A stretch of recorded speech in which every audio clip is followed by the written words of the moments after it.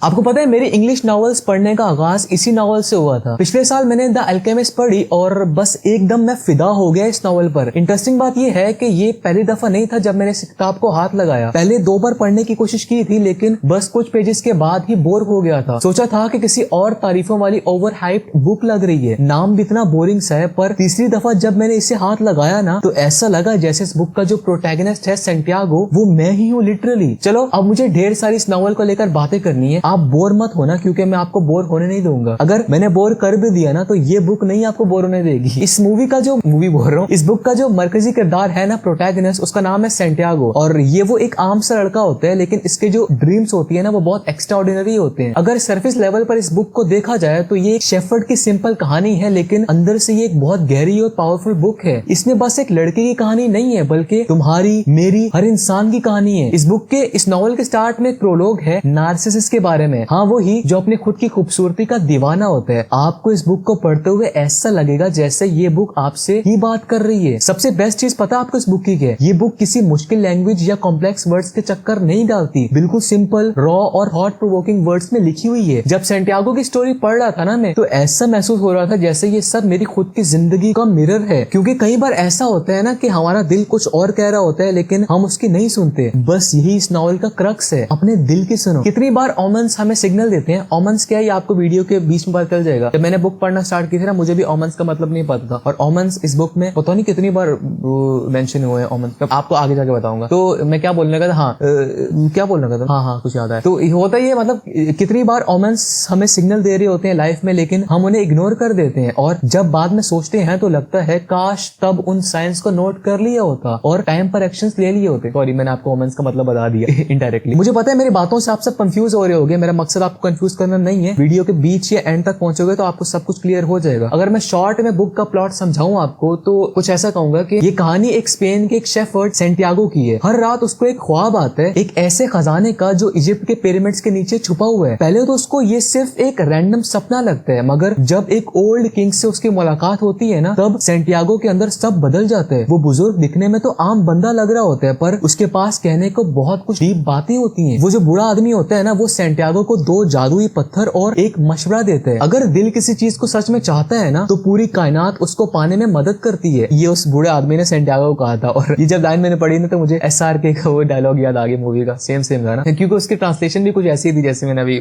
बताया। खैर बस यही बात सैंटियागो के अंदर एक नई आग जला देती है। वो सब कुछ छोड़ के एक अनजान मंजिल की तरफ निकल पड़ता है क्योंकि उसको हर हाल में वो सोना चाहिए। वो मेडिटेरियन का समुद्र पार करता है, सहारा का डेडली रेगिस्तान क्रॉस करता है, नए नए अजीब लोगों से मिलते हैं, नए नए सबक सीखते हैं और हर कदम पर और स्ट्रांग बनता रहता है। ये सब वो सिर्फ उस खजाने की तलाश में कर रहा होता है जो उस ओल्ड किंग ने उसे बताया था कि वो पिरामिड्स के नीचे है। लेकिन खैर सबसे बड़ा सवाल ये है क्या सैंटियागो को सच में पिरामिड्स के नीचे खजाना मिलता है या ये सिर्फ एक सफर था जो उसको उसकी मंजिल तक ले जाने के लिए था। खैर ये कहानी सिर्फ एक ट्रेजर हंट की नहीं है बल्कि एक जिंदगी का सबक था उसके लिए। एक रिमाइंडर था कि अगर हम अपने सपनों के पीछे दिल से भागते हैं ना तो पूरी कायनात हमें साथ हमारे सपनों को सच करने में लग जाती है। क्या क्रेजी कॉन्सेप्ट है इस नॉवल का, बहुत बेस्ट है ये। खैर अब अगर मैं अपनी थॉट्स इस नॉवल के लिए आप सबके सामने पेश करूं तो कुछ ऐसी होंगी कि द अल्केमिस्ट एक कमाल की नॉवल है। इसकी स्टोरी टेलिंग जादू जैसी है और इस बुक को जिसने लिखा है ना उसका नाम पॉलो कोएल्हो है और पॉलो कोएल्हो का लिखने का अंदाज इतना खूबसूरत है कि हर सेंटेंस इस नॉवल का एक छोटी सी फिलॉसफी या जिंदगी का एक गहरा सबक लगता है। सबसे अच्छी बात जो मुझे इस किताब की लगी है ना वो इसका ऑप्टिमिज्म है। ये बुक बस ये नहीं कहती कि सपने बस सोचने से पूरे हो जाते हैं बल्कि ये सिखाती है कि सफर खुद एक बहुत बड़ा खजाना है। सैंटियागो एक आम लड़का है मगर उसका सफर फेथ, उम्मीद और स्पिरिचुअलिटी की एक मिसाल है। ये नॉवल हर उस इंसान के दिल को छू सकती है जो इस वक्त अपने किसी ख्वाब का पीछा कर रहे हैं, जो कुछ अपनी जिंदगी में बड़ा करना चाहते हैं, जो वाकई चाहता है कि हर वो चीज जो उसने जिंदगी में सोची है वो पा ले, जो चाहता है कि कोई उसको ये यकीन दिलाए कि हाँ तुम्हारे सपने सच हो सकते हैं। ये क्रेजी नॉवल है मेरी नजर में। ये सिर्फ एक नॉवल नहीं है बल्कि एक ऐसी self help life changing book है जो हर किसी की बुक शेल्फ पर होनी ही चाहिए हर हाल में। ये नॉवल हर लिहाज से आपकी सोच बदल देगी। इसे पढ़ने के बाद आपको ना एक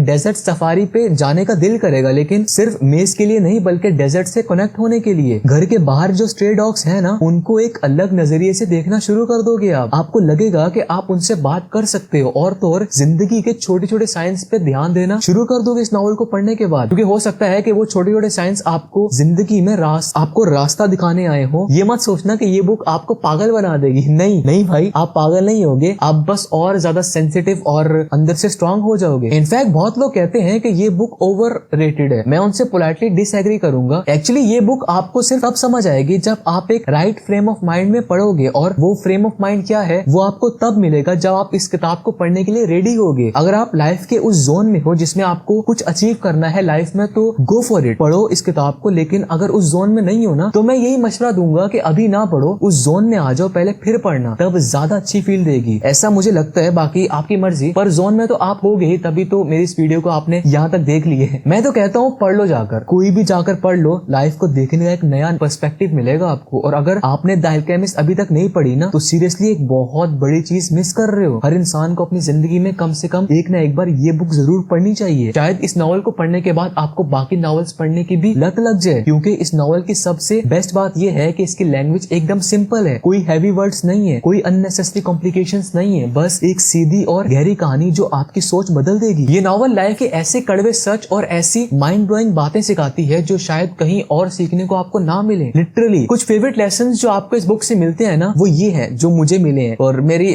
खुद के नजरिए है कि मुझे ये लेसन इस बुक से मिले हैं। अगर आप किसी चीज को दिल से चाहो तो पूरी कायनात उसे आप तक पहुंचाने की कोशिश करती है। जब हम किसी इंसान या किसी चीज से सच्चा प्यार करते हैं ना, तो अपने आप को बेहतर बनाने की भी उस बीच सबकॉन्शियसली कोशिश करते रहते हैं। हमें लग रहा होता है कि हम सिर्फ अपने गोल पर फोकस कर रहे हैं, पर इनडायरेक्टली हम खुद को भी इम्प्रूव कर रहे होते हैं। और एक और चीज जो मैंने इस नॉवल में सीखी है ना, वो ये है कि जिंदगी में सिर्फ एक ही चीज है जो आपके ख्वाब को तोड़ सकती है, और वो है आपका डर। जिंदगी का असल राज यही है, 7 बार गिरना और फिर 8वीं बार दोबारा फिर से उठ जाना। और एक और लेसन जो मुझे इस नॉवल से मिला, जो मैं छुपे वर्ड्स में बताऊंगा क्योंकि वही नॉवल का की फैक्टर है, वो मैं खुल के नहीं बताना चाहता, मैं चाहता हूँ वो किताब पढ़ो। वो ये है कि जहाँ आपका दिल होगा ना, वही चीज आपका खजाना भी होगी। और सच कहूँ, मैं और भी ढेर सारे लेसन इस नॉवल से क्राफ्ट कर सकता हूँ, पर आई थिंक वो आपको खुद ही ढूंढने चाहिए इस नॉवल में, जैसे मैंने ढूंढे हैं। अपनी जिंदगी के प्रॉब्लम्स को कैसे हैंडल करना है और अपने दिल की सुनना सबसे ज्यादा क्यों जरूरी है, और अगर आप अपने सपने के पीछे दिल से भागो तो वो जरूर पूरे होंगे, ये सब इस नॉवल में बहुत इंटरेस्टिंगली आपको सीखने को मिलेंगे। इनफैक्ट इस वक्त अगर आपको कभी लगे कि जिंदगी रुक सी गई है मेरी, सब खत्म सा लग रहा है, या कुछ समझ नहीं आ रहा कि क्या करना चाहिए, तो just grab this book and read it. Trust me, आपको एक नया पर्सपेक्टिव मिलेगा जो आपकी सोच पूरे तरीके से बदल देगा, लिटरली। खैर, अगर मैं अब थोड़ा और बोलूं तो कुछ ऐसा होगा, बिकॉज मेरे पास बहुत कुछ है इस नॉवल के बारे में बोलने को, तो मुझे बोलना है। आप और सुनो, सबसे बेस्ट चीज जो मुझे इस किताब की लगी है ना, वो ये थी कि सैंटियागो हर मुश्किल के बावजूद अपने ख्वाब का पीछा नहीं छोड़ता। चाहे लोग उसके सपने को मजाक समझे या उसका सफर कितना भी मुश्किल हो, उसने अपनी लाइफ के असली मकसद पर भरोसा रखा, और ये मुझे एकदम रिलेट हुआ। जिंदगी में भी ऐसे बहुत से मोमेंट्स आते हैं जब लगता है कि जो हम चाहते हैं वो शायद मुमकिन नहीं है, लेकिन यही वो वक्त होता है जब हमें सबसे ज्यादा हिम्मत दिखानी होती है। इस नॉवल में बहुत सारे कैरेक्टर्स मिलेंगे आपको, और हर कैरेक्टर का एक अलग ही मकसद है इस नॉवल में। हर कोई सैंटियागो की जर्नी का एक इंपॉर्टेंट पार्ट है। हाँ, अच्छा, इस बुक का नाम है द अल्केमिस्ट। इसका मतलब जादूगर या कोई नॉलेजेबल शख्स, और इस नॉवल में वो ओल्ड किंग था जो मैंने आपको ऊपर बताया, उसका रोल सबसे ज्यादा पावरफुल लगा मुझे इस बुक में। एक मेंटोर की तरह वो सैंटियागो को सिखाता है कि जिंदगी का असली राज क्या है। जो विजडम इस बुक ने दी है ना, वो एकदम माइंड ब्लोइंग है। और क्रिस्टल मर्चेंट, इंग्लिशमैन और बाकी कैरेक्टर्स, ये सब भी सैंटियागो के सफर में मिलते हैं, और हर कोई उसे एक नया लेसन सिखाता है। और ये बिल्कुल वैसे है जैसे हमारी लाइफ में होता है। हर इंसान जो हमारी जिंदगी में आता है वो हमें कुछ न कुछ सिखा कर जाता है। वो अलग बात है कि हम उन चीजों पर फोकस नहीं करते जो हमें सीखने को मिलती है, पर ऐसा कोई भी हमारी लाइफ में बिला वजह नहीं आता। सब आकर कोई ना कोई लेसन सिखा कर ही जाते हैं। खैर, बुक की तो मैंने बहुत तारीफें कर ली हैं, पर इसके राइटर का तो नाम ही नहीं लिया मैंने। पॉलो कोएल्हो नाम है इसके राइटर का, शायद मैंने लिया है, मुझे अभी याद है। तो पॉलो कोएल्हो ने ये नॉवल लिखी है, और उनकी राइटिंग इतनी विजुअल है कि ऐसा लगता है जैसे आप खुद स्पेन की फील्ड से लेकर इजिप्शियन डेजर्ट तक का सफर कर रहे हो। डेजर्ट का सुकून, उसकी खामोशी और उसमें छुपा विजडम, ये सब एक अलग ही लेवल का एक्सपीरियंस देगा आपको। अब बस हो गई, मेरी बहुत बोल लिया मैंने, मेरे यहाँ दर्द करने लग गए। आप जाकर पढ़ो इस नॉवल को। और इस वीडियो का एंड में पॉलो कोएल्हो के